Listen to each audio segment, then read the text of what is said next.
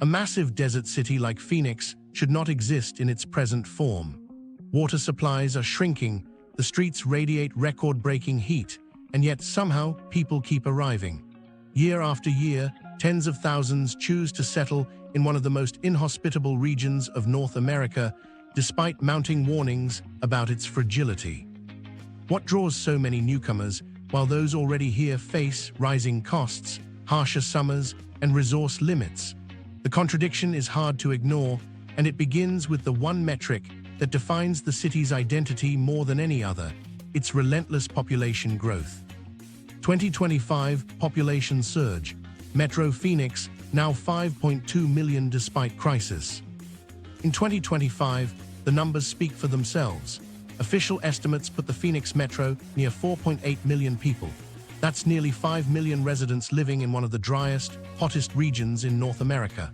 The Census Bureau's most recent release, covering the 2023 to 2024 period, even ranked Phoenix among the top cities in the nation for numeric growth, with nearly 17,000 new residents added in just 1 year. At a time when the country as a whole grows at a crawl, the Valley of the Sun continues to stand out. The signs of this boom are hard to miss. Drive toward the far edges of the metro, west to Buckeye or southeast to Queen Creek, and farmland is giving way to identical subdivisions, looping roads, and newly built schools. Buckeye remains one of the fastest-growing small cities in the United States, while Queen Creek's once rural landscape is filling with master-planned neighborhoods that splice into desert terrain. These edge communities show exactly how the metro continues to expand outward, one housing permit at a time. The forces pulling people here are varied but consistent. Housing costs, though rising sharply within the region, are still lower than those along the coasts. For families pushed out of Los Angeles or San Diego, Phoenix looks affordable. The job market adds another level of attraction, drawing workers into industries like logistics, semiconductor manufacturing, and construction. Retirees chase a sunny climate, while remote workers see Phoenix as a cost-effective base compared to expensive eastern or western metros. Many leave behind different risks: wildfire in California, flooding in the Midwest, or unaffordable rents nationwide, only to face new extremes in the desert. It's a migration pattern that makes sense on paper, but also raises questions about long-term sustainability. There are real costs behind the headlines of growth. Every additional household increases strain on water infrastructure, the electric grid, and the highway system. Teachers, healthcare staff, and service workers often can't afford the neighborhoods where they work. Commutes lengthen as new communities sprawl farther from central Phoenix, locking the region into car dependence and paving more land that once absorbed heat. The demand for housing keeps stretching the outer edges of the valley, even as the region's capacity to support unchecked expansion remains uncertain. This growth is far from evenly shared. Retirees collect in age-restricted suburbs, young professionals trickle in through the tech corridor, and families rely on jobs tied to construction booms. Together, they create a metro that thrives on expansion, yet exposes its own vulnerabilities through sheer scale. Rising numbers prove the draw, but they also magnify the challenges of holding a city together in a desert climate already under extraordinary pressure.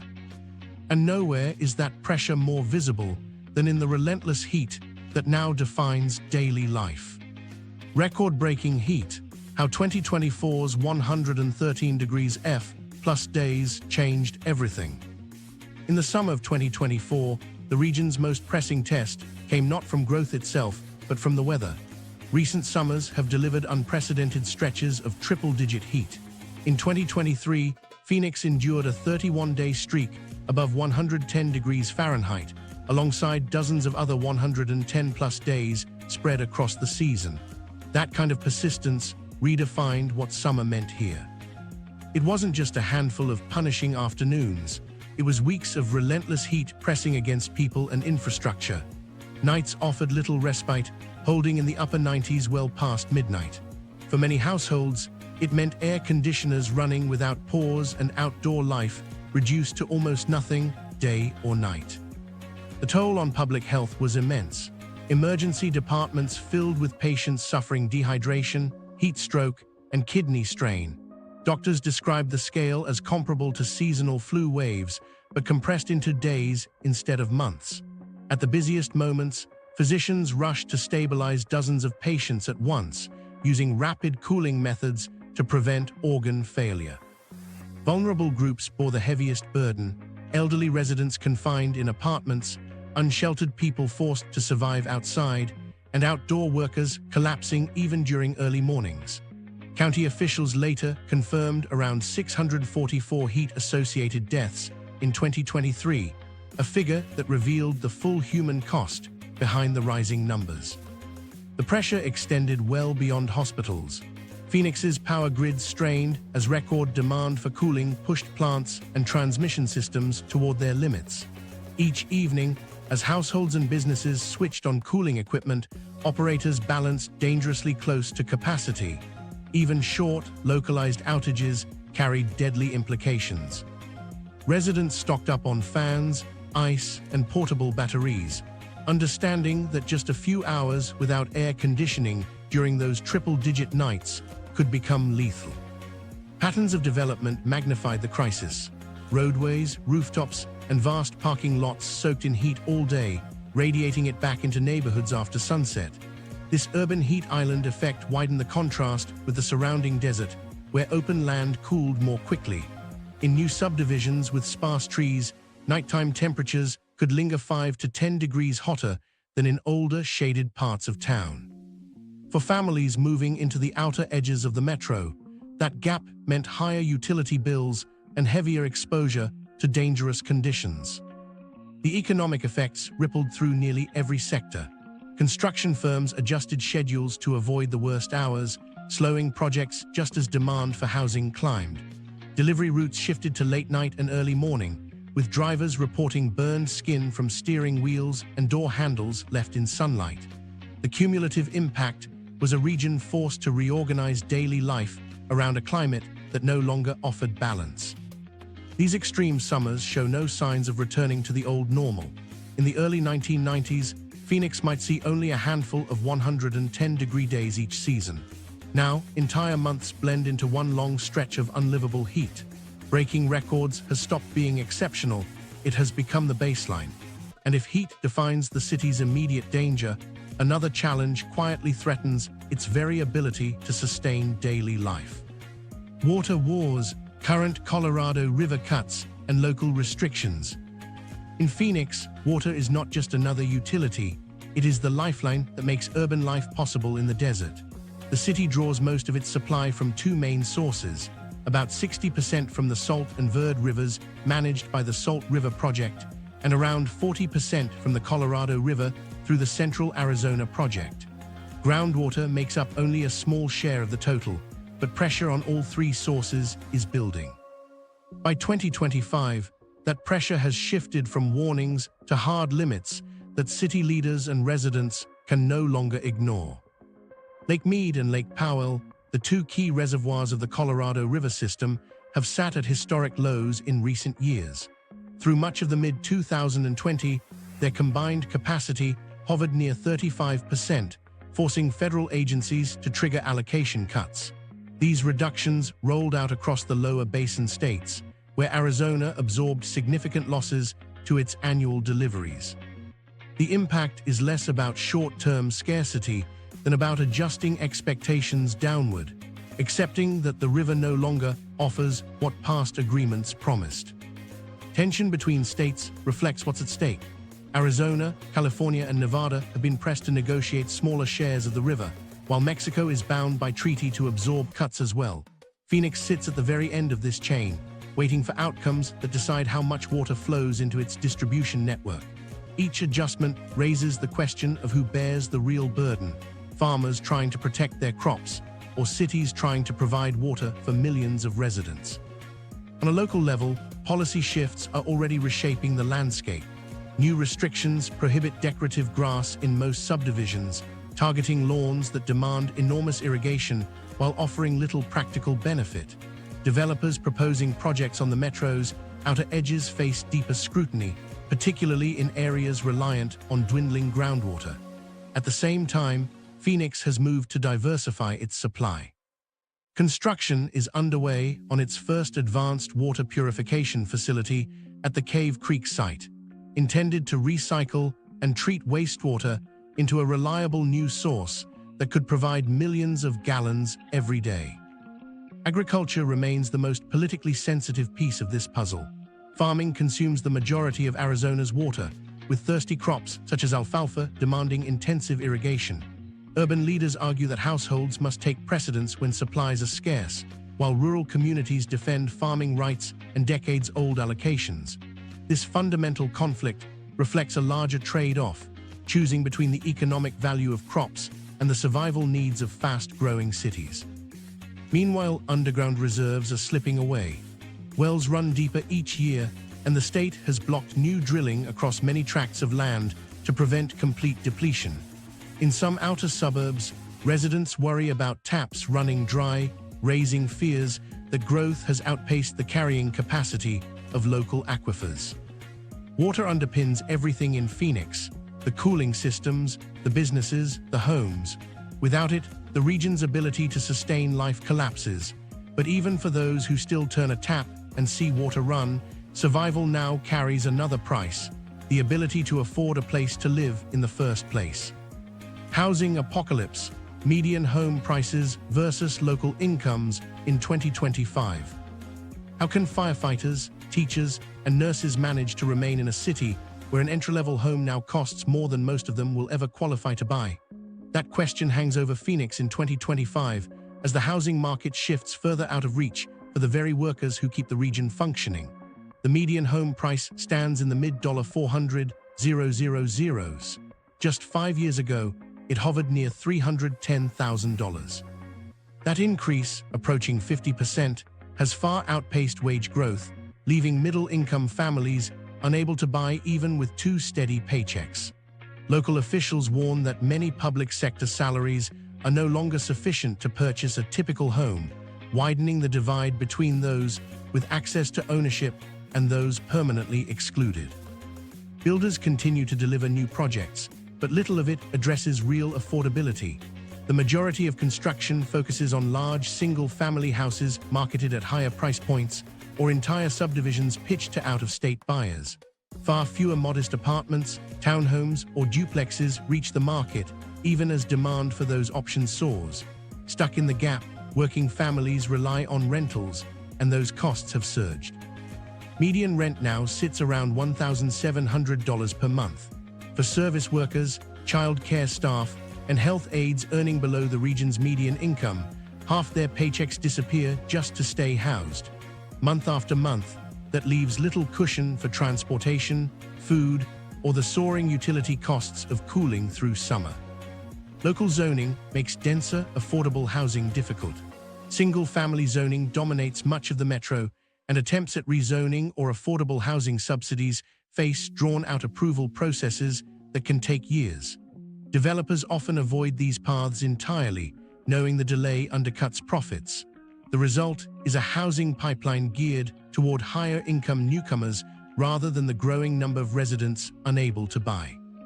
Young families and long-time workers see opportunities shrinking, even as subdivisions expand across the desert.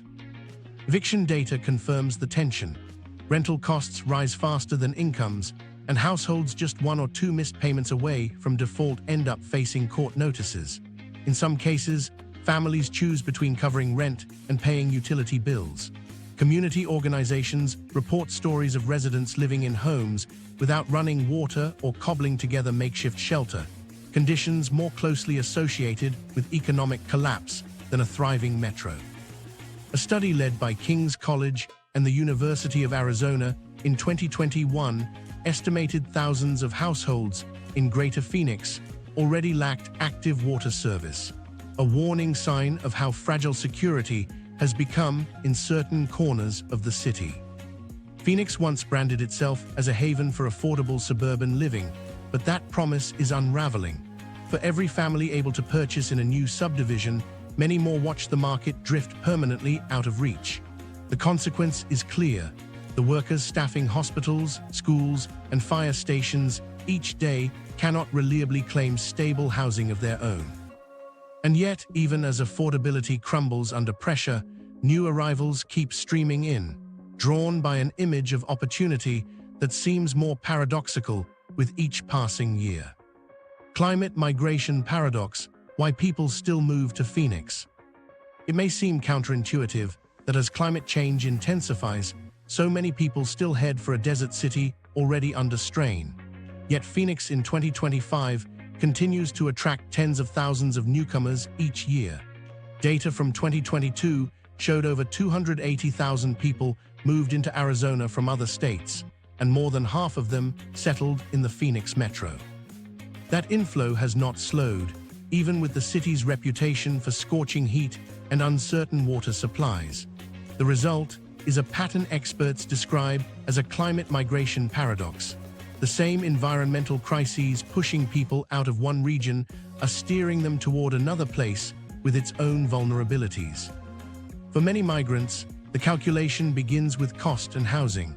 Even after major price increases over the last decade, owning a home in the valley remains significantly cheaper than in cities like San Francisco, Los Angeles, or Boston. Families locked out of coastal markets view Phoenix as a place where homeownership, while difficult, is still possible. The relative affordability, compared to the West Coast in particular, is often enough to outweigh the looming reality of record heat waves and water restrictions. Work opportunities also shape decisions. Industries like healthcare, construction, logistics, and technology continue to hire at a steady pace as the metro expands. For younger professionals, remote and hybrid work models allow them to leave high-cost states and trade cramped apartments for larger homes with space for families. That flexibility reinforces Phoenix's draw as a more practical alternative to coastal centers, even if it comes bundled with long-term environmental concerns.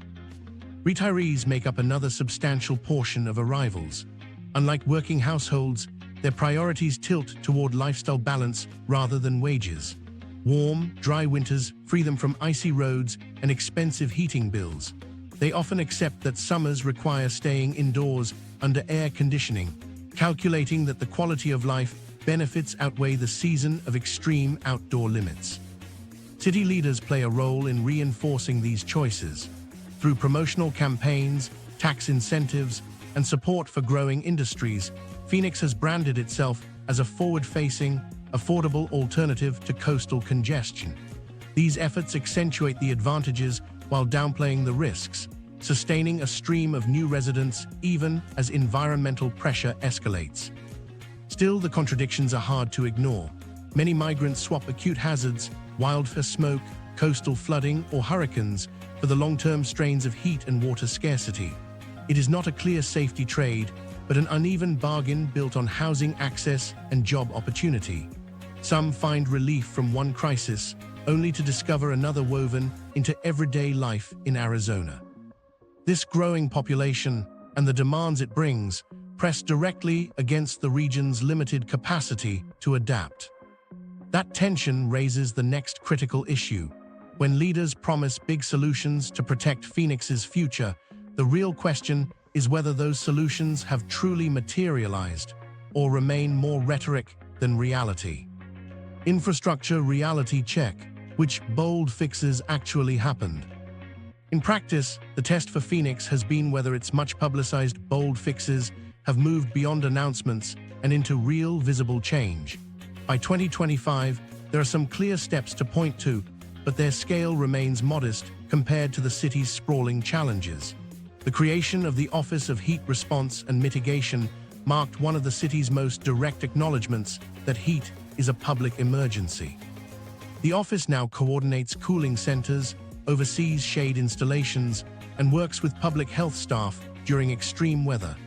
Alongside that, wastewater recycling has expanded, with treated water diverted into irrigation and industrial use, and plans advancing for an advanced purification facility that could one day return water directly into the potable supply. A third initiative, the Shade Phoenix program, has sought to plant tens of thousands of trees and build shade structures in neighborhoods most exposed to dangerous heat. Together, these moves represent meaningful progress, but they remain pilot scale when measured against the millions of residents they must ultimately serve. Tree planting in particular highlights the gap. Thousands of saplings have gone into the ground, with priority given to low-income areas suffering the greatest heat intensity. Yet saplings take years to mature, and canopy coverage across the metro still lags far behind what is needed to offset wide expanses of pavement and rooftops.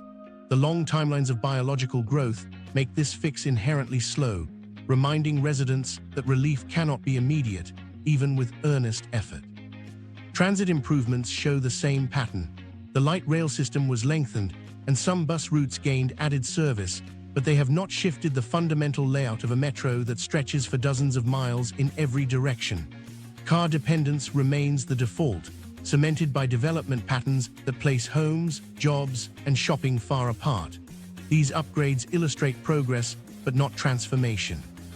Solar energy has become another point of emphasis. Utility-scale fields now cover large portions of desert land, and panels spread across rooftops contribute to renewable generation. Phoenix does claim some of the highest solar production totals in the nation, yet integration remains limited by peak summer demand. Pilot cooling centers powered by renewable energy have opened in a handful of districts, signaling potential for sustainable relief, but their reach is still measured in neighborhoods rather than the full breadth of the city. Meanwhile, several major pledges have stalled or fallen short.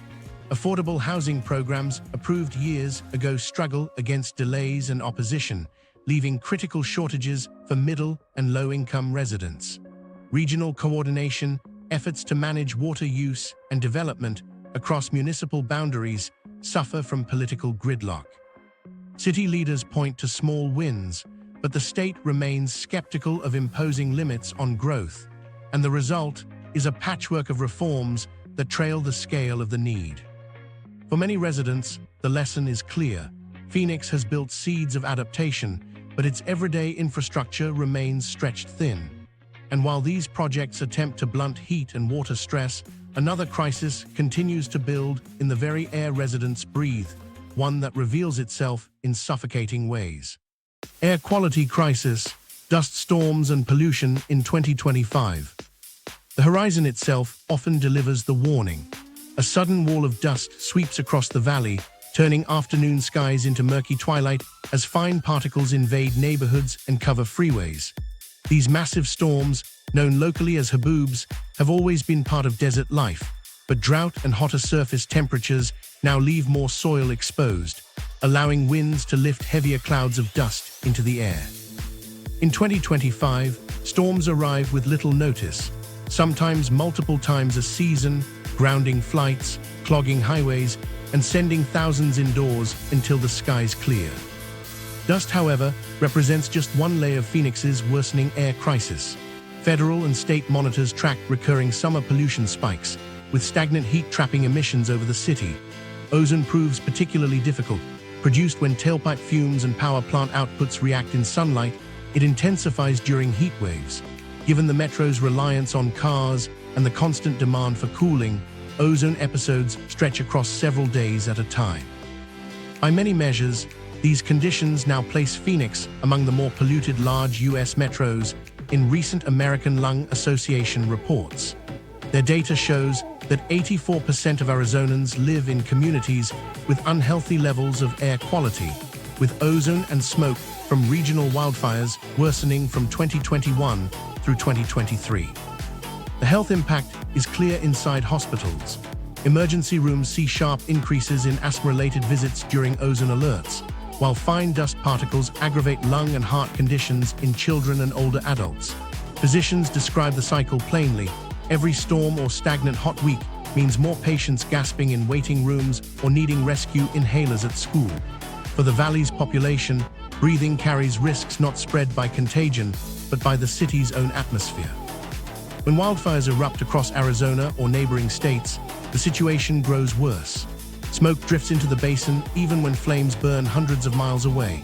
Combined with dust carried by desert winds and ozone cooked in the heat, Phoenix residents often face a stacked mix of pollutants that lingers well past the initial event.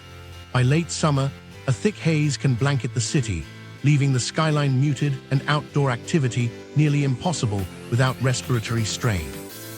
For people living in a fast-expanding desert city, the convergence of dust storms, trapped emissions, and drifting fire smoke leaves few options but to adapt. Many stay indoors, rely on filtration systems, and plan activities around pollution alerts. Yet these workarounds only underscore the fragility of the region's basic systems. Clean, breathable air cannot be separated from questions of water, heat, or energy, because each depends on the others to keep Phoenix livable. This interdependence sets up the next challenge: whether the region's heavily promoted energy transition can hold under the stresses of extreme demand. Energy transition, solar success versus grid strain. Phoenix's push to secure its future has leaned heavily on energy, and nowhere is that more visible than in solar power. With more than 300 days of sunshine each year, Arizona has built one of the largest solar capacities in the nation, around 9,000 megawatts. Surveys consistently show broad support from Phoenix residents for this build-out, reflecting both the region's environmental concerns and a practical drive to tap the one natural resource the desert has in abundance. By 2025, the results are noticeable. Solar now makes up a large and growing share of Arizona's overall generation, and during peak midday hours, Phoenix often produces more power from the sun than many states consume in a day. Utility-scale fields line the desert's edges, while rooftops across the metro glint with panels. On paper, it appears to be a model success, the desert sun harnessed to fight the very heat it creates. Yet alongside that success lies the bottleneck that defines Phoenix's energy dilemma: storage. During any extreme heat wave, cooling demand spikes as millions of air conditioners run without pause. Even with solar panels performing at maximum output, system demand still outpaces supply. To keep up, utilities fire up natural gas plants as backup, exposing how vulnerable the grid becomes at moments when reliability matters most. And when the sun sets, the problem sharpens. The mismatch is simple: plenty of solar electricity during the day, steep scarcity after dark. This daylight surplus, evening shortfall, leaves Phoenix leaning on fossil generation or risking outages when the city is still baking in residual triple-digit heat. Utilities have recognized this weakness. Both Arizona Public Service and Salt River Project have laid out official plans to add significant battery storage in the mid-2020 and scale up further in the 2030s. These projects aim to capture solar surpluses at midday and release them when demand peaks after sunset. But for now, the pace of expansion trails well behind the scale of daily requirements. Even with thousands of megawatts planned, storage today remains narrow compared to what it would take to stabilize a metro of nearly 5 million people. Smaller community networks offer hints of what a more resilient system might look like. Clusters of homes and businesses sometimes combine rooftop solar with shared storage, reducing strain on the main grid and proving the idea works at a neighborhood level. But scaling those solutions across an entire metro remains an untested challenge. Meanwhile, Phoenix relies not only on solar, but on the steady baseline from nuclear power at Palo Verde, the largest plant of its kind in the country, which provides more than a quarter of Arizona's electricity. Yet even with that constant support, the balance wavers under peak demand. The picture in 2025 is clear. Solar strength is real, but the limits of storage, transmission, and after-dark reliability define the system's fragility. That fragility shapes more than just energy policies. It influences how and where the metro continues to expand, tying the pace of growth to the capacity of systems that are already stretched. Urban Sprawl Update: how far Phoenix has spread by 2025. By 2025, Phoenix's outward spread has reached a scale that is difficult to comprehend. Greater Phoenix now covers nearly 15,000 square miles, a footprint larger than entire countries like Belgium or Switzerland. What began as a cluster of small desert towns has fused together into a nearly continuous landscape of suburbs, highways, and commercial strips. The consequences of this sprawl show up in daily life: longer commutes, heavier traffic, and a metro area that retains heat long after the desert around it has cooled. The clearest symbol of this growth can be seen at the western edge of the valley in Buckeye. Once little more than ranchland and open desert, Buckeye has become one of the fastest-growing suburbs in the United States. Vast tracts that once supported grazing or agriculture now hold master-planned subdivisions, rows of stucco homes and cul-de-sacs spreading outward into spaces long considered unsuitable for permanent settlement. In these neighborhoods, the desert has been paved over, with farmland that once produced cotton or alfalfa lost beneath rooftops and asphalt. The design of these new communities follows a familiar pattern dominated by single-family housing. They sit many miles from major job centers, forcing residents into long daily drives. What used to be a manageable 20-minute trip can now stretch to 45 minutes or longer, locking commuters into hours of highway traffic. The costs add up in fuel, vehicle wear, and lost time, not just for individuals but for the region's broader economy, which is shaped by the geography of sprawl. This outward push carries heavy environmental costs. Each new development strips away open desert that once absorbed heat and turns it into pavement, rooftops, and roadways that trap it instead. The effect intensifies Phoenix's already well-known urban heat island, raising nighttime lows and making extreme summers even more punishing. At the same time, growth on the metro's edges often depends on groundwater pumped from previously unregulated wells, further draining aquifers that were already under long-term stress. That hidden withdrawal compounds existing risks for future water security. Efforts to slow or redirect expansion face significant resistance. Developers emphasize the jobs and tax revenue that new projects bring, while city councils across the valley compete to attract growth rather than restrain it. Without coordinated land use policy or agreed-upon limits, development decisions remain fragmented.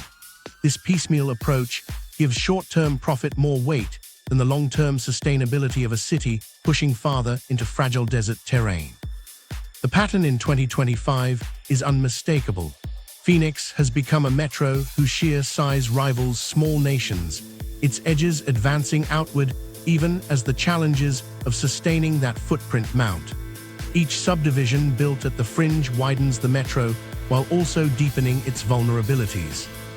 And as the geography of Phoenix stretches, its economic identity is shifting as well, raising questions about whether the growth industries arriving alongside sprawl truly represent stability or simply another layer of risk beneath the surface. Economic shifts, tech boom versus sustainability costs. Phoenix's outward expansion has been matched by a new economic identity. In recent years, the metro has positioned itself as a hub for high-tech growth, promoting billions of dollars in advanced manufacturing projects. Semiconductor fabrication plants now rise at the city's perimeter, while massive data centers occupy tracts of land closer to existing infrastructure. These facilities represent a dramatic shift away from Phoenix's older reliance on retirees, housing construction, and tourism. The arrival of cutting-edge industries signals that the city is intent on recasting itself as a player in the global technology economy. The promise is simple: thousands of new jobs, a higher-skilled workforce, and an economy less dependent on boom and bust cycles in real estate. Headlines emphasize Peril growth and foreign investment, projecting a more stable trajectory for the city's workforce than in decades past. Yet the scale of resources required to sustain this transformation exposes a harder truth. Both semiconductor fabrication and data center operations are among the most energy and water-intensive industries in the country. Each new site requires massive quantities of fresh water for cooling and cleaning, alongside continuous electricity loads to power servers and control indoor temperatures against Phoenix's extreme climate. For a region already grappling with tight water allocations and peak power strain, each ribbon-cutting ceremony comes with hidden costs under the surface. The growth dynamic does not stop at the factory gate.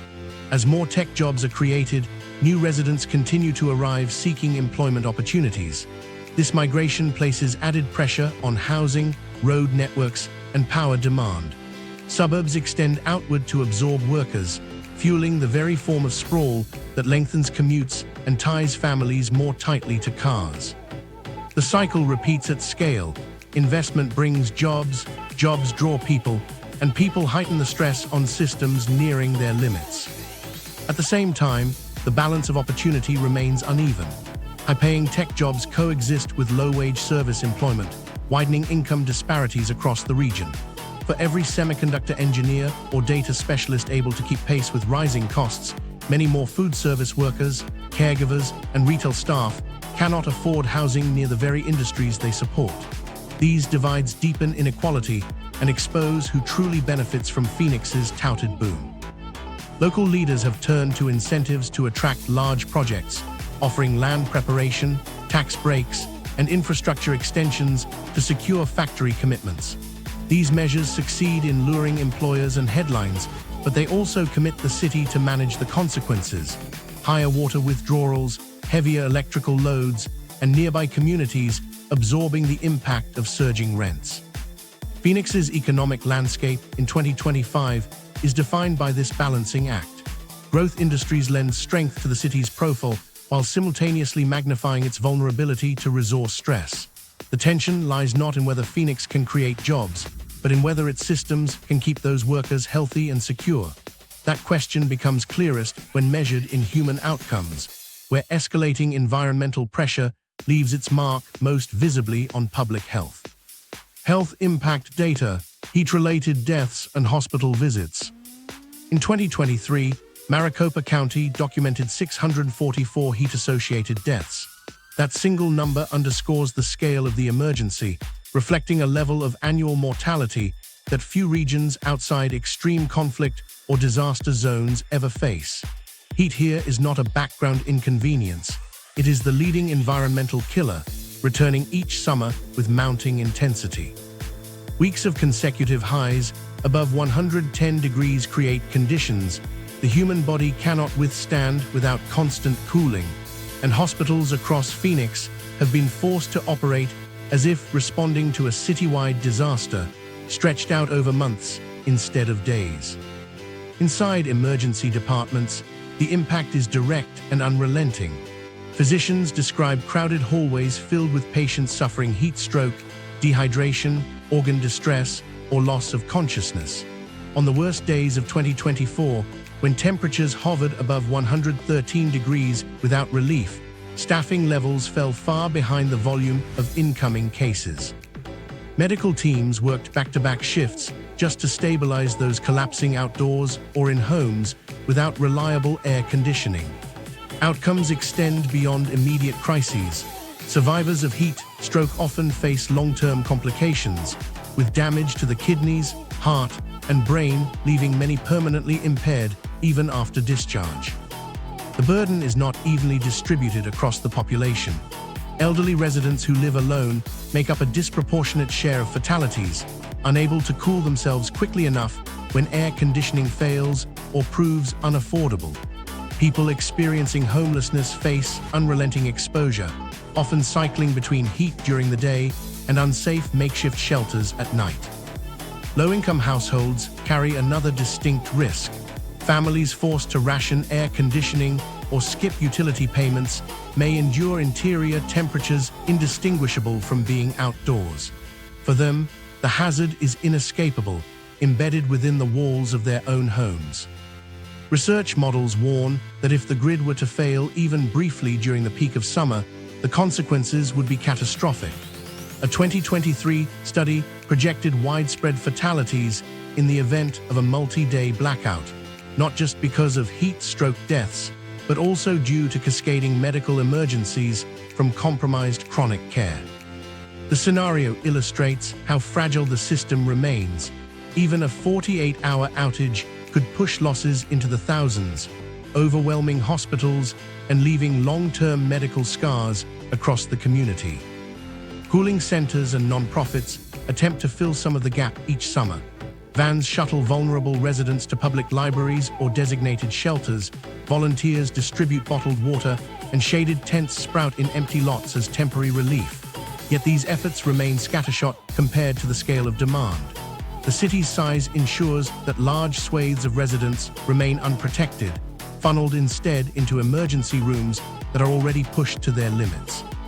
Inequality is written into the geography of vulnerability. Homes shaded by trees in wealthier suburbs record measurably cooler ground temperatures, while bare-lot neighborhoods in poorer districts are several degrees hotter. How long someone can endure the season depends, quite literally, on where they live. That division speaks not just to the human toll of heat, but to the deeper question lurking over Phoenix in 2025, whether life in such conditions can truly remain sustainable in the decades ahead. Future projections: is Phoenix actually becoming unlivable? The future of Phoenix now turns on a difficult question. Can one of the largest cities in the desert remain sustainable as conditions intensify? Analysts and planners frame the issue not as abstract speculation, but as a concrete horizon approaching faster than many had expected. The very factors that once fueled expansion, abundant land, endless sun, and sprawling development, are the same ones forcing doubts about long-term security.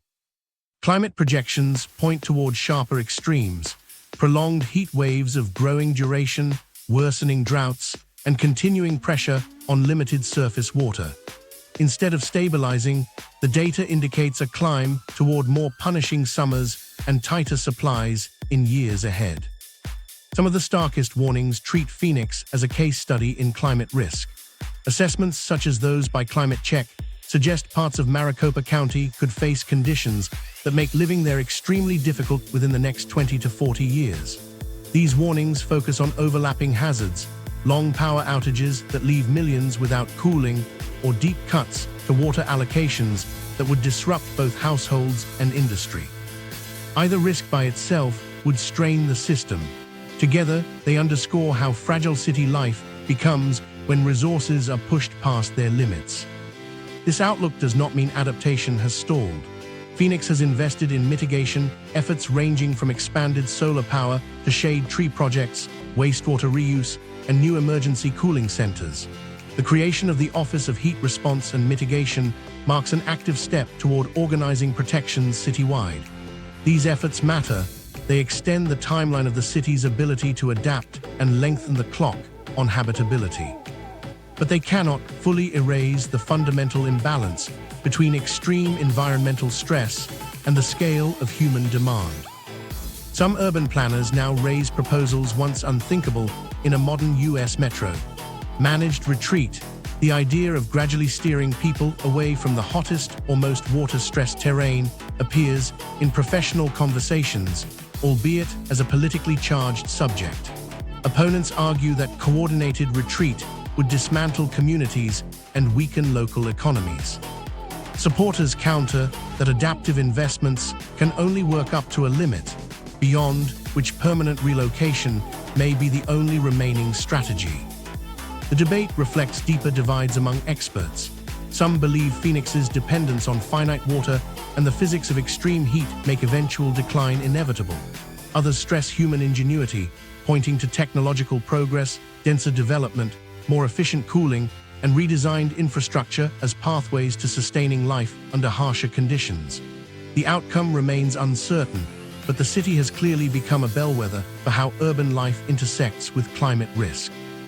For now, day-to-day activity carries on much as it has.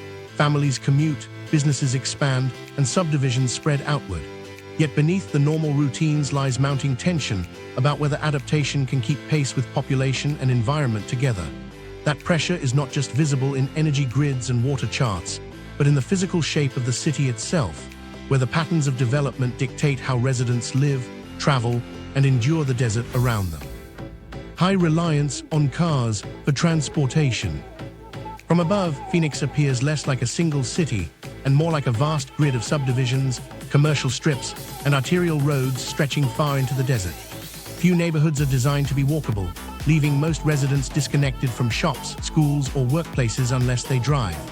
Daily routines revolve around private vehicles, grocery trips, school drop-offs, doctor visits, and commutes are built into the rhythm of traffic rather than sidewalks or transit stops.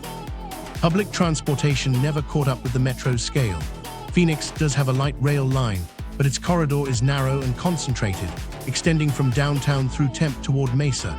Expansions have added some length, yet they fall far short of serving the sprawling growth areas where most new housing is built.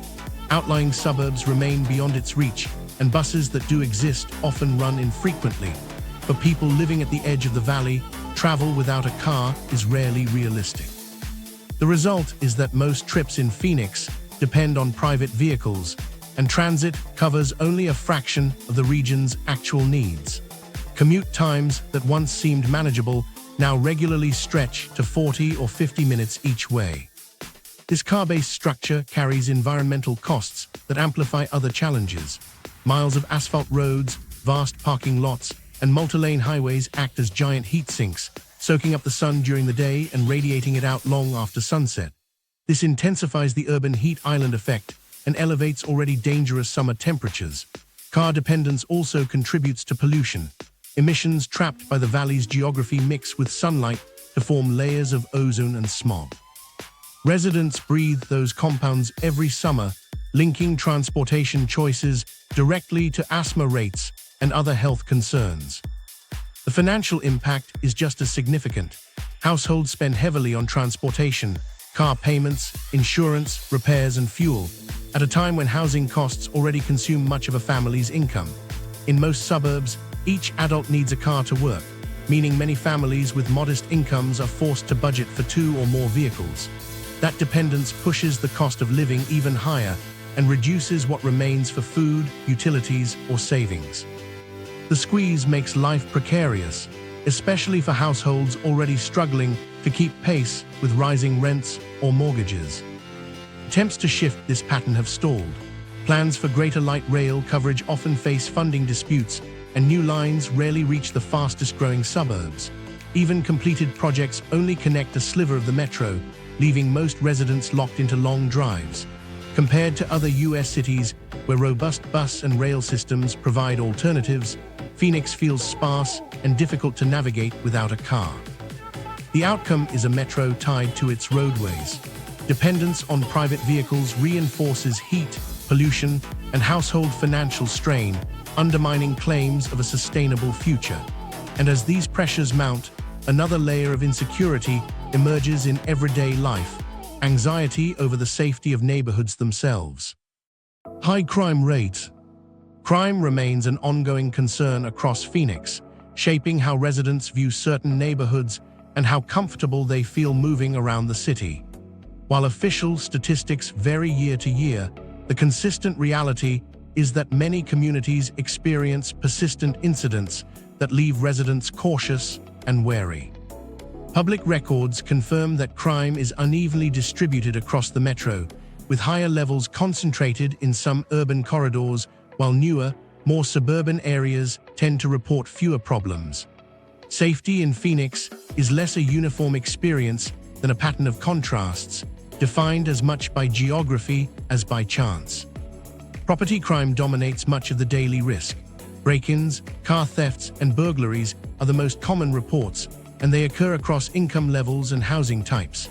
Homeowners often install extra locks or security systems, while renters in dense apartment complexes rely on cameras and neighborhood watch groups. The perception of vulnerability cuts across demographics, reinforcing the feeling that crime touches nearly every part of the valley in some form. Violent crime, although smaller in number, adds another weight to public concern. Assaults and robberies receive heavy attention when they spike locally, especially in districts already struggling with poverty and housing instability. Mapping the geography reveals stark differences. Certain areas of central Phoenix and parts of the west side carry much higher crime rates, correlating closely with poverty, unstable housing, and limited access to services. By contrast, master-planned suburbs and gated communities on the edges of the metro often report far lower levels of both property and violent crime. This unevenness illustrates how quality of life within the same metro can vary dramatically, depending on where someone secures housing. Drivers behind higher crime levels are rooted in broader social and environmental stress. Rapid growth strains services, leaving some areas under-resourced. Economic inequality has widened as housing prices climb far faster than wages, pushing many households into unstable circumstances. At the same time, record-breaking summers add a unique dimension. Research links extreme heat to increases in violent incidents, with stress, fatigue, and conflict rising during stretches of 110-degree weather that now last for weeks. These converging pressures deepen instability at a time when local systems are already under strain. Policing operates under difficult constraints. Covering such a vast metro with limited staffing spreads officers thin, and response times can lag. Some neighborhoods express frustration at inconsistent coverage, relying instead on private security or locked communities to provide reassurance. Households install surveillance systems, while neighborhood groups network through text alerts and apps in attempts to claim a measure of control over their own safety. Phoenix continues to market itself as a destination for growth and lifestyle, but crime complicates that image. The insecurity many residents feel adds to the burdens of housing and climate, stacking yet another layer of stress into daily life. It becomes clear that the city's challenges extend beyond infrastructure and affordability into questions of cultural identity and how residents experience life after the day's work ends. Lack of nightlife options. For a metro of this size, many newcomers are surprised at how quickly the city quiets down once evening sets in. Phoenix lacks the dense nightlife districts common in older coastal metros, with most activity concentrated in a handful of areas like downtown, Tempe, and Scottsdale. Beyond those pockets, the choices thin out. Large stretches of the valley grow still after dark, which feels out of step with residents who expect more from a city of nearly 5 million people. The comparison with other cities only sharpens the point. Places like Los Angeles or Miami sustain block after block of bars, music venues, and clubs thanks to density and concentrated populations of young professionals. Phoenix, by contrast, spreads out its activity across long commutes. Limited clusters of restaurants and lounges can still fill up on weekends, but they don't reach the critical mass that turns into a true entertainment district. For many, the city can feel like a collection of suburbs with a few bright spots rather than a unified cultural core. The structure of the metro itself plays a role. Phoenix developed around cars, with wide freeways and subdivisions placed far from central gathering points. That layout makes it difficult to foster the density that nightlife thrives on. Without reliable late-night transit, most people have to drive to go out, which raises costs and discourages crowds. By the time parking is sorted and distance accounted for, the effort often outweighs the appeal. The design of the city pushes residents toward private routines at home rather than shared experiences after dark. Generational expectations bring this gap into sharper focus. Younger adults moving in from bigger metros often come seeking affordable housing and jobs, only to find fewer opportunities to socialize outside of work. Daytime living may suit families and retirees, but for 20 and 30-somethings used to lively street scenes, the absence is more noticeable. Remote workers relocating from places like California or New York also register the contrast. What they gain in square footage and lower costs, they lose in cultural activity after hours. That's not to say Phoenix has no options. Downtown Phoenix continues to expand its restaurants and performance spaces, while Scottsdale promotes clubs and lounges that anchor its weekend economy. Arizona State University's presence in Tempe generates a more youthful scene anchored by students. Still, these remain relatively limited in scope. Venues tend to close earlier than in coastal hubs, and the variety feels narrow for such a large metro. What emerges is less about failure than about identity. Phoenix remains organized around suburban growth, commuting, and residential quiet. Its few nightlife areas are important, but they do not define the city the way entertainment districts do elsewhere. For many, the trade-off favors spacious housing and sunshine over a late-night cultural pulse. Yet as quiet as evenings can be, the desert never fully settles. Its own reminders of power and unpredictability often reappear with little warning. Common and unpredictable dust storms, haboobs. The horizon can change in moments. A hazy edge forms in the distance, and soon a vast wall of dust races across the valley. These storms, known as haboobs, shape Phoenix's spring and summer with sudden, overwhelming force. What begins as a faint curtain on the horizon grows into a rolling front that can swallow whole neighborhoods, darken the sky to a sepia glow, and turn midday into something that feels more like night. Within minutes, roads, runways, and entire districts fall into partial standstill, as the wall of dust moves through. Seasonal storm patterns explain much of the timing. Powerful downdrafts from collapsing thunderstorms sweep across the desert floor, pulling loose particles skyward. The basin of the valley funnels this movement forward, carrying the storm until it rises over freeways and subdivisions. While long considered a feature of desert life, today's haboobs have become stronger and more frequent. Years of drought dry out soils, and widespread development strips away vegetation that once anchored the ground, leaving more dust lifted into the air with every storm. When a haboob hits, disruptions cascade quickly. At the airport, flights are delayed until visibility clears. On the highways, sudden near-zero visibility forces drivers into dangerous choices, with major pileups a recurring risk. Power outages sometimes follow, as lines snap under the strain of sudden gusts. What strikes many residents most is how abruptly routine life stops. The ordinary act of driving home or walking across a parking lot becomes impossible in seconds. The toll on health lingers beyond the storm's passing. Dust particles mix with pollutants and settle deep in the lungs, putting people with asthma, COPD, or allergies at immediate risk. Emergency rooms often report waves of patients who struggled to breathe after even brief exposure outdoors or in unsealed homes. For the elderly, children, and those already in fragile health, a single storm can set off complications lasting well beyond the day it arrived. Visually, the events leave an impression hard to forget.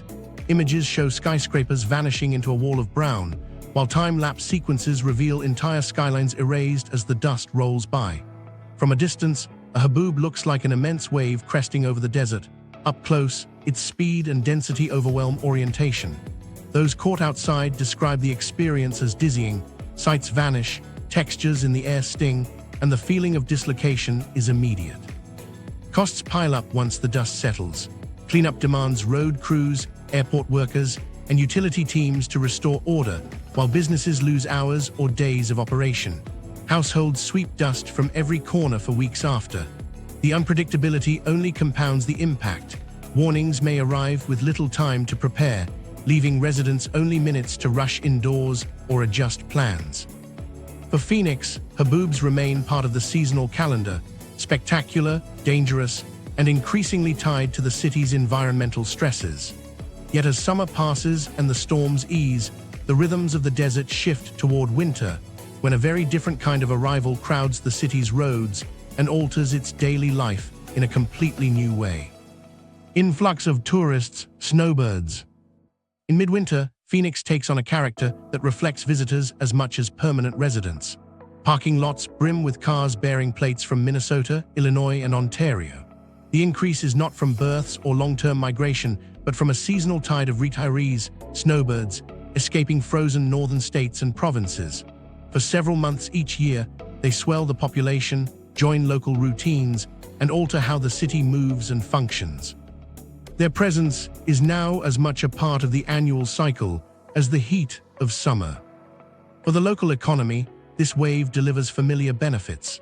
Restaurants, resorts, golf courses, and shopping centers enjoy reliable spikes in revenue. Tourism and hospitality groups depend on it, noting that seasonal leisure travelers materially boost winter revenues in ways that carry entire sectors through the year. Many snowbirds arrive with pensions or savings that give them more spending power than the city's median household. Their spending expands local tax bases, especially through hospitality taxes, creating seasonal cushions for municipal budgets, tackling infrastructure costs. For many businesses, this is the most profitable quarter of the year. But these advantages ripple outward with real strains.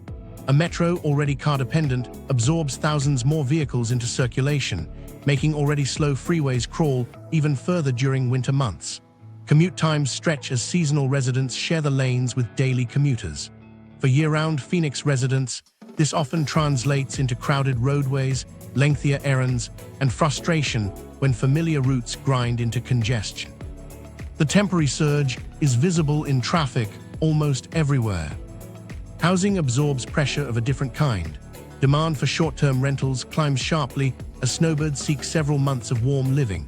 Landlords seize the opportunity to adjust rents upward, which adds another layer of difficulty for permanent residents competing in a market already strained by inflation and rising mortgages. Families struggling to hold onto affordable housing notice the shift most. A seasonal bump pushes competition higher and shrinks choice in an already tough climate. The reasons retirees come remain straightforward. Phoenix winters are dry, mild, and sunny, conditions that stand in stark contrast to the icebound Midwest or the snow-stormed Northeast. Retirees enjoy months of golf, patio dining, and open-air activity. The appeal is undeniable, but the amenities, lush fairways, consistently watered landscapes, draw heavily on resources that permanent residents are frequently asked to conserve. This influx highlights a recurring contradiction.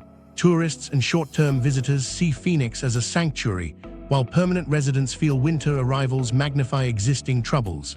Resource strain, long commutes, and tighter housing define the offsetting costs of seasonal prosperity. The pattern underscores the complexity of life in a desert city, where apparent abundance reveals underlying vulnerabilities.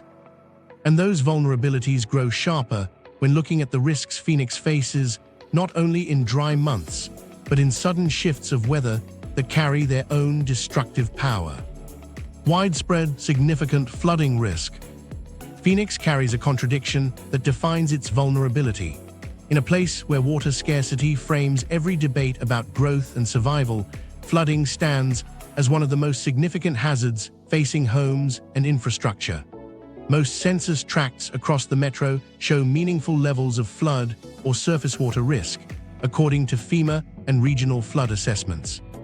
In practical terms, this means vast portions of the valley remain exposed to water damage even as the city struggles to secure reliable supply for everyday use. It is a paradox made sharper by climate extremes: too little water for living, too much water when storms arrive. Nowhere is this contradiction more visible than during monsoon season.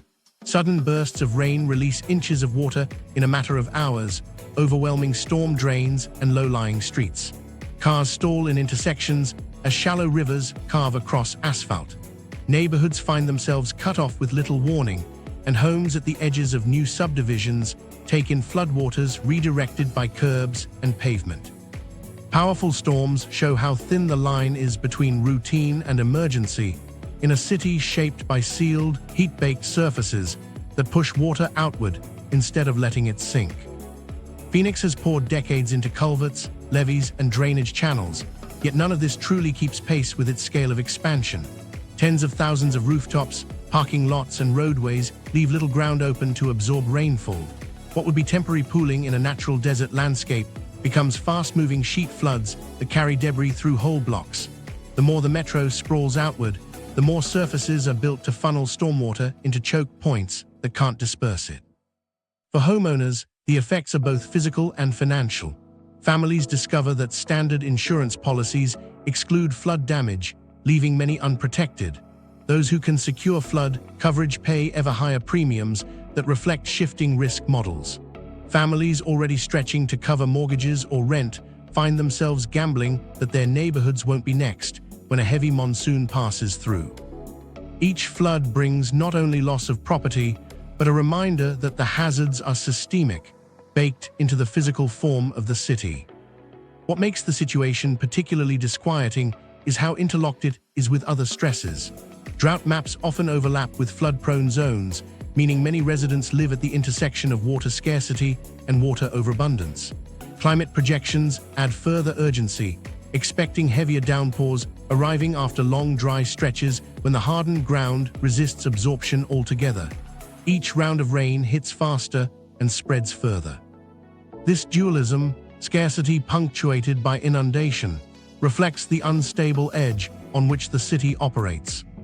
The picture ties directly into how Phoenix has built itself. Every subdivision poured into the desert creates new expanses that repel rain instead of holding it. These choices ripple through both flooding and heat, forcing the city to confront not only the weather above, but the surfaces it has laid across the ground. Overdevelopment with heat-retaining surfaces. From the top down, Phoenix reveals itself as an expanse of built surfaces, tiled rooftops, wide highways, endless parking lots, stretching uninterrupted across the desert. These materials are designed for durability, but in practice operate as giant heat traps. They absorb sunlight through the day and radiate it long after dark, ensuring that the metro stays hotter than the open land around it. Researchers have measured clear differences between developed neighborhoods and those with more natural cover. Areas lacking trees or shade can register several degrees hotter, creating concentrated hot zones inside the city itself. In a region already defined by extreme heat, those added degrees shift conditions from uncomfortable to life-threatening. The development model is central to this reality. Phoenix has long favored large-scale subdivisions built quickly and uniformly, with single-family homes linked by major arterial roads and loop freeways. Commercial centers and vast parking expanses accompany them, leaving little in the way of living soil that can cool or absorb heat. The repetition of this pattern across hundreds of sites transforms what might seem like isolated projects into a system-wide heat engine. Concrete and asphalt hold thermal energy with remarkable persistence, building up storehouse after storehouse of heat across the metro. Sparse tree cover compounds these effects. Many of Phoenix's newer neighborhoods are planted with only token landscaping, while older areas with mature trees remain exceptions rather than the rule. Without shade, streets and sidewalks record surface temperatures high enough to scorch skin. Public plazas, bus stops, and playgrounds in low-canopy districts often become unusable for months each year, reinforcing the sense that outdoor activity is unsafe except in the earliest morning hours. What emerges is less a neutral urban backdrop than an environment that actively amplifies the hazards of its setting. City leaders have pursued a handful of mitigation strategies. Reflective pavement coatings and lighter-colored road surfaces have been piloted across selected corridors to reduce heat absorption. Shade Phoenix, the municipal tree planting initiative, has directed new canopy into hotter, low-income neighborhoods. Incremental gains are visible. Pockets of cooler environments do help, but they remain minuscule relative to the size of the metro and the speed of its continued construction. Rooftop by rooftop, subdivision by subdivision, thermal storage grows faster than relief efforts can offset. Underlying economics drive these outcomes. Developers seek to maximize buildable lots, prioritizing square footage for housing and surface area for parking. Parks, shade corridors, and green setbacks represent costs that undercut profit margins, and zoning rules continue to favor low-density sprawl reinforced by car infrastructure. Even proposed reforms struggle against entrenched patterns of land use and investment. The consequences fall hardest on the city's poorest residents. Smaller lots with little shade coverage create hotter microclimates, while wealthier districts benefit from mature landscaping and more resilient design. This uneven geography builds inequity directly into the ground, determining who is most exposed to the dangers of record-breaking summers. For Phoenix, these vast heat-retaining surfaces are not just a byproduct of development, they are a fundamental hazard. And in neighborhoods where heat and stress already collide, another measure of risk shapes daily life: the question of safety itself. High individual risk of crime. Concerns about safety in Phoenix are less about isolated statistics and more about the daily realities of living in a city where crime lingers as a constant risk. The chance of becoming a victim varies widely by neighborhood, but many residents report property crime as a persistent worry. Burglary, theft, and vandalism are recurring experiences that leave visible marks on the landscape and influence how households go about their routines. These conditions show up in everyday precautions. Shattered car windows in parking lots serve as reminders to never leave valuables unattended. In central and western parts of the metro, home burglaries are frequent enough that families install reinforced locks, add bars to windows, or set up cameras as part of normal life. What might feel like extraordinary measures elsewhere become approachable, learned habits in Phoenix neighborhoods where property crime is simply expected. City size plays its part in sustaining the problem. With development sprawled across nearly 15,000 square miles, Phoenix stretches policing resources thin. It is not possible to maintain rapid response coverage across both the inner core and distant outer suburbs. Entire communities often report slow or inconsistent response times, reinforcing the sense that police coverage simply cannot keep pace with the city's explosive geography. The uneven distribution of service shapes how residents think about their safety, sometimes more than the crimes themselves. Economic conditions add fuel. Rising rents and mortgage payments push families to the financial edge, and in such circumstances, stress and instability multiply. For neighborhoods already struggling with unemployment or limited opportunity, property crime has become inseparable from broader social strain. Violent incidents, while less common, cluster in these same areas, where economic vulnerability intersects with social tension. And in Phoenix's summers, weeks of dangerous heat compound frustrations, driving up stress levels and triggering short tempers that spill into disputes or assaults. The burden is not shared equally across the metro. Low-income neighborhoods without shaded streets or reliable security tend to experience the highest rates of crime. By contrast, affluent suburbs often retreat behind gates, staffed security, and elaborate surveillance systems that insulate residents from risks others face daily. The divide reflects not only differences in housing, but in the level of protection accessible to those with money.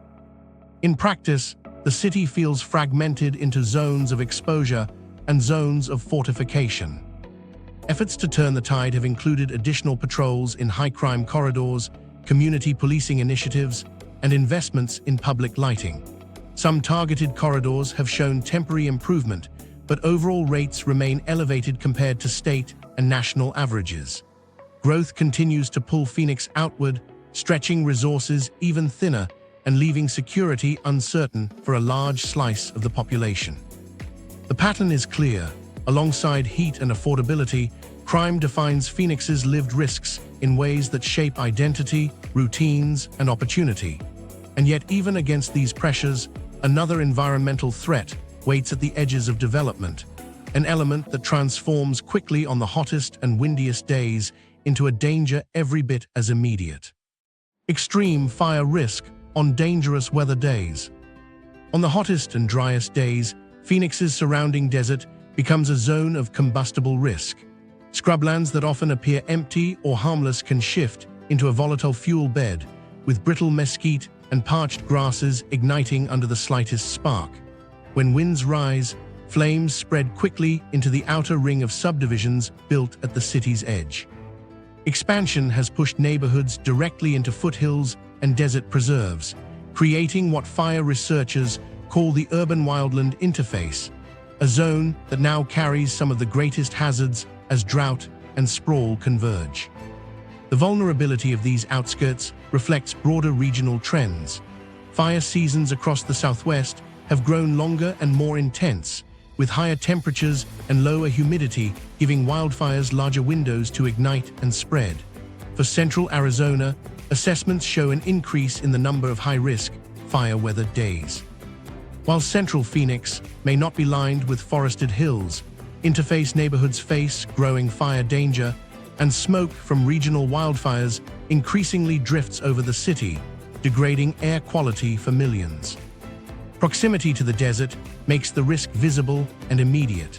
Subdivisions near mountain slopes or desert preserves often sit within sight of dry washes ready to carry flame. Residents report plumes rising at the horizon during monsoon storms or heat waves, reminders that fire is a recurring part of the landscape, no longer distant or seasonal. With dry winds, fires can leap highways and advance quickly toward housing tracts, creating challenges for emergency responses already stretched across the vast metro. Even when flames stay outside city limits, their effects extend far inward. Heavy smoke lingers in the valley basin, mixing with ozone and dust until skies turn hazy or orange. Maricopa County officials record predictable spikes in asthma and respiratory distress during these periods, as hospitals brace for waves of patients vulnerable to poor air. The economic burden follows closely. Firefighting operations divert manpower and equipment statewide, consuming vast sums of water and funding each year. As the city works to conserve every gallon, suppression efforts underscore how one crisis collides directly with another. Examples from recent seasons show the potential scale. Fires have forced evacuations from subdivisions once marketed as tranquil desert escapes, snarled regional highways, and required coordinated responses from multiple cities. Insurance companies track these incidents closely. Homeowners in high-risk buffer zones face rising premiums, while some carriers quietly signal hesitation to cover communities expanding directly into wildland tracts. Together, extreme heat, long droughts, and relentless expansion create risks far larger than those seen in most U.S. cities of similar size. Phoenix illustrates how urban design has pulled human settlement deeper into areas prone to wildfire, compounding environmental threats with every new neighborhood. This convergence of heat, scarcity, and exposure highlights the fragility of growth and frames the broader question of whether expansion here strengthens the city's future or undermines it entirely. Phoenix today stands as both achievement and warning. The city has introduced real measures, an Office of Heat Response, expanded wastewater recycling, solar capacity, and shade programs that signal determination to adapt. These steps show that leadership is not ignoring the risks. Yet the pace of growth continues to stretch far beyond the reach of those fixes, leaving infrastructure, housing, and health caught in an ongoing imbalance. The lesson is not only about Phoenix. It reflects a larger tension across fast-growing Sunbelt cities. Whether adaptation can keep up with expansion remains uncertain, and that question will shape life in America's hottest metros for decades to come.